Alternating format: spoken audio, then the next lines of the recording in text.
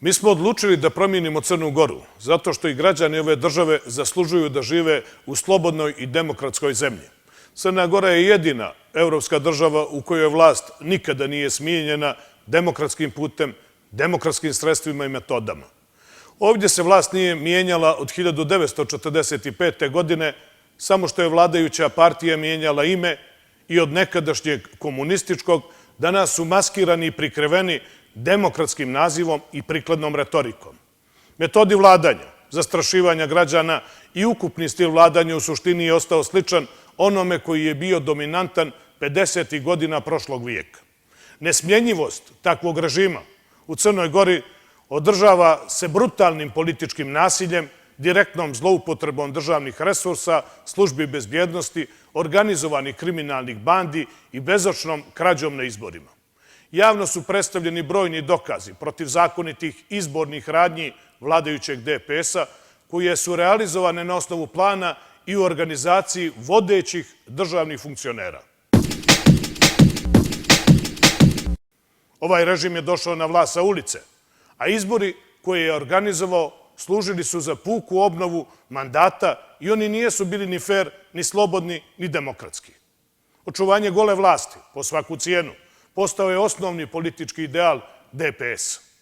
Šef režima, Milo Đukanović, u cilju očuvanja nekontrolisane vlasti, bio je spreman da ugrozi nacionalne interese, pa čak i da bude javno prozvan od lidera Zapadne vojne alijanse da je prizivao bombardovanje sopstvene zemlje i građana.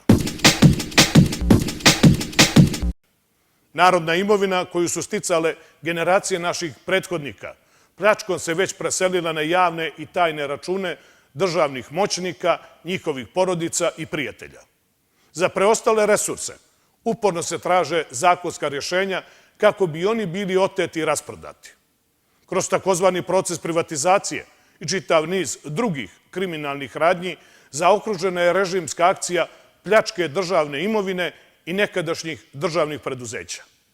Opljačkane pare su iznijete iz zemlje i još se uvijek nalaze na privatnim računima, u sefovima ili vrednosnim papirima crnogorskih oligarha ili sa njima povezanih lica. Šverc narkotika i pranje prljavog novca su postali skoro javna djelatnost. Prvi ljudi režima su na samom vrhu piramide organizovanih kriminalnih bandi koje se bave ovim nedozvoljenim poslom. Zbog toga je organizovani kriminal postao aktivni učesnik političkih procesa i značajna podrška izbornim manipulacijama režima. Većinska Crna Gora je danas siromašna, dok istovremeno postoje tranzicione elite koje na pljački naroda i korupciji su stekle enormno bogatstvo. I ta katastrofalna socijalna slika se održava stalnim zaduživanjem na račun budućih generacija. Crna Gora je postala zemlja bezakonja, u kojoj su građanska prava brutalno pogažena. Etičke vrijednosti koje su tradicionalno krasile društvo u Crnoj Gori su potpuno degradirane.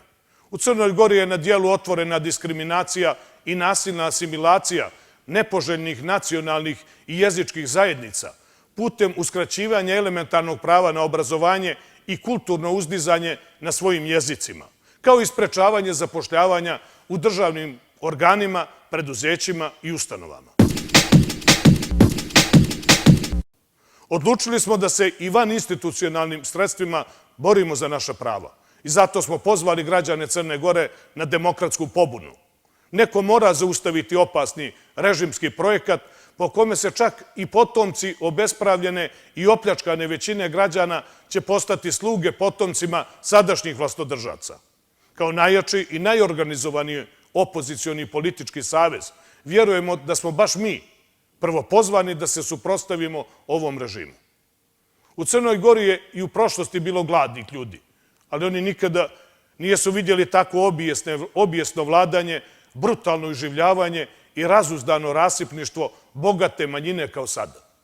Kada je još ta nesrećna i ponižena većina upoznata sa činjenicom kako je vladajuća vrhuška vlastiti imetak stekla pljačkom i krađom zajedničkih dobara koja su podjednako pripadala svima, onda je zahtjev za hitnim ispravljanjem nepravde potpuno očekivan i opravdan.